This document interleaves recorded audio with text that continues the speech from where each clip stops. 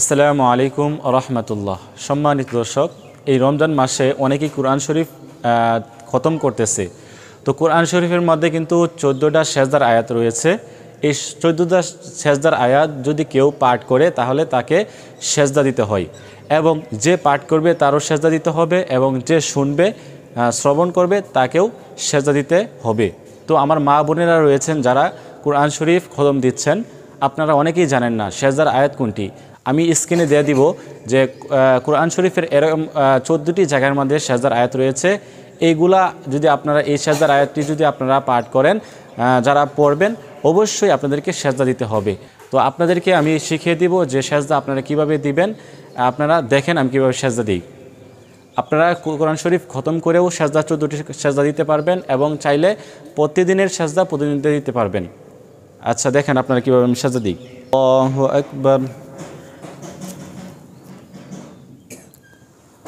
আল্লাহু আকবার।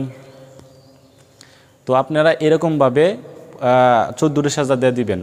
কোরআন শরীফের 14টি আয়াত রয়েছে সেজদার আয়াত, এই 14টি সেজদা আপনারা এভাবে দিয়ে দিবেন। আল্লাহু আকবার, আল্লাহু আকবার, আল্লাহু আকবার।